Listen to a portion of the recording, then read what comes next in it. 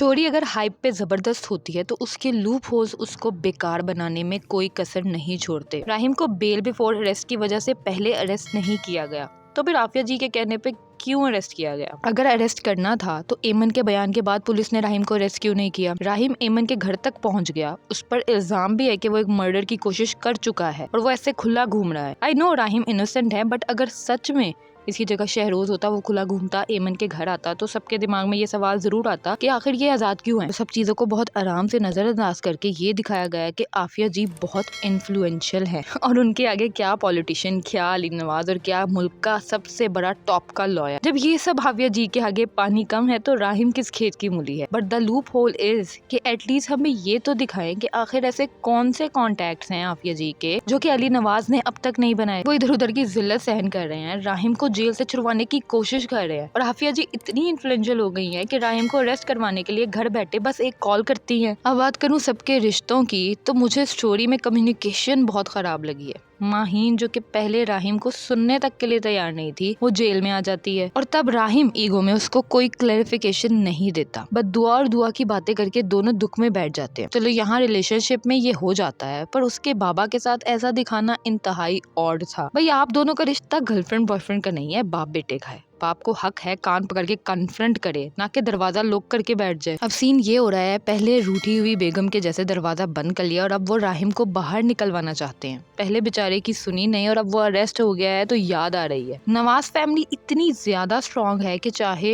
तो दोनों बेटों को आराम से बचा सकते हैं। एमन का ऑन ड्यूटी एक्सीडेंट बनाकर निकल सकते थे, मगर ना ही टाइम पे कोई लॉयर हायर किया गया और ना ही कोई परफेक्ट प्लानिंग की गई। लेकिन इसको एक अच्छा खासा मर्डर केस बनाने के लिए प्लानिंग जरूर की गई और इसका सारा क्रेडिट आफिया जी और उनके समझदार पागल बेटे शहरोज को जाता है। उन्हें ना अपनी फैमिली की रेपुटेशन की पड़ी है, ना राहिम की पड़ी है, ना अपने हस्बैंड की पड़ी है, सिर्फ एक बेटे की पड़ी है जो किसी काम का नहीं है। आफिया जी ने लिटरली आकर एमन के दिमाग में एक बात को एल्फी के साथ चिपका दिया है कि उसके साथ जो कुछ भी हुआ वो राहिम ने किया है। और फनी बात इसमें ये है कि एमन मैडम को कुछ भी याद नहीं है, तो उसका स्टेटमेंट किस बुनियाद पे वैलिड होगा? ये सवाल एटलीस्ट एसएचओ के माइंड में आना चाहिए और उसे डॉक्टर के साथ कॉन्वर्सेशन करनी चाहिए कि क्या उसका मेंटल स्टेट इतना स्टेबल है कि वो एक एक्यूरेट और सही बयान दे पाए। ये सब चीजें जो हो रही हैं, इससे ड्रामा के लूप होल्स तो सामने आ रहे हैं, पर राहिम भी एज अ वीक कैरेक्टर दिख रहा है। राहिम का एक्ट काफी जगह पे इमेच्योर था। वो एमन से मिलने आखिर क्यों गया?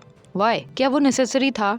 नहीं। उसको अगर प्रूफ करने थे उसने वो नहीं किए, अपनी पोजीशन को स्ट्रांग नहीं किया, बस चुप करके जेल चला गया। पुलिस से ये तक नहीं पूछा कि उनके पास उसको अरेस्ट करने का वारंट है भी या नहीं। यहाँ पे कोर्ट ने कोई ऑर्डर नहीं दिया है, आफिया जी ने दिया है। डजंट इट साउंड लाइक कि राहिम होश में नहीं है, बस इमोशनली ड्रिवन हो गया है। उसको इस कदर दुख है कि वो खुद को बचा भी नहीं रहा है। ये सब चीजें राहिम के कैरेक्टर को काफी वीक दिखा रही है। वो बड़ी बड़ी बातें बोलता है कि वो ये करेगा वो करेगा, लेकिन यहाँ पे दिखाया नहीं जा रहा है। पर्सनैलिटी से राहिम बहुत स्ट्रॉन्ग और इंटेलेक्चुअल लगता है, इसलिए I expect more from Rahim's character. इसके बाद मुझे कुछ सीन्स बहुत पसंद आए दोनों एपिसोड के। अब उनकी बात करते हैं। एमन के सीन बहुत बहुत ज्यादा क्यूट थे। सब लोग उसकी शादी, जॉब और पता नहीं क्या क्या डिस्कस कर रहे थे और ये बंदी मासूमियत के साथ समोसे पे फोकस कर रही थी। इस सीन में उष्णा ने इतनी इनोसेंस होल्ड की है जिसका कोई जवाब नहीं। शी वाज टू क्यूट और इस सीन ने क्यूटनेस दिखाने के साथ साथ मुझे हंसाया भी बहुत है। कुछ सीरियस सीन्स जब राहिम ने खुद को अरेस्ट करवा दिया, वो मोमेंट बहुत जबरदस्त लगा मुझे। उसने एक स्माइल के साथ अपनी माँ को दिखाया कि लो खुश हो जाओ, हो गया मैं arrest. That was well shooted. Moreover I really like the intensity of Ali Nawaz and Farooq scenes. As Ali Nawaz बहुत ट्रस्ट करते हैं फारूक पे, अपनी वाइफ से भी ज्यादा, एंड वो चाहते हैं राहिम को कैसे भी जेल से छुड़वा लिया जाए। उस सीन में अली नवाज के लिए फारूक की कंसर्न बहुत ज्यादा खूबसूरत थी और उसके बाद फारूक ने आफिया जी को अच्छा खासा सुनाया भी, उसे कन्फर्म किया। That was commendable. I really liked Farooq Mamu's character. Usually देखने मिलता है इन्फ्लुएंशियल लोग गलती पे भी डिटाई दिखाते हैं, बट इस ड्रामा की खासियत यही है, यहाँ पे रिच लोगों की कम्युनिटी में भी ह्यूमैनिटी दिखाई गई है। यानी हर क्लास में अच्छे बुरे लोग होते हैं, अमीर बुरा है, जालिम है और गरीब बेचारा है और नेक है, ये फिनोमेना लेकर नहीं चल रहे। जमाल से रिलेटेड मैंने अपनी पिछली वीडियो में कहा था कि वो बिजनेस माइंडसेट रख रहा है और यहाँ पे ये चीज दिखा दी गई। वो बाइक्स का शोरूम बनाना चाहता है, अमीर पार्टी से एमन के नाम पे पैसे निकलवाना चाहता है। इससे यही साबित होता है कि अगर आफिया जी रिच होकर बुरी है तो जमाल जैसे लोग भी गरीब होकर बुराई रखते हैं। वो कहते हैं ना कि एक इंसान सिर्फ तब तक अच्छा होता है जब तक उसको कुछ गलत काम करने का मौका नहीं मिलता। तो दोस्तों ये था मेरा ए इश्क़ जुनून एपिसोड 11 और 12 का review. Hope you all like this video. मुझे दीजिए इजाजत, मैं मिलूंगी आपसे ऐसी ही नई वीडियो के साथ। तब तक के लिए बाय।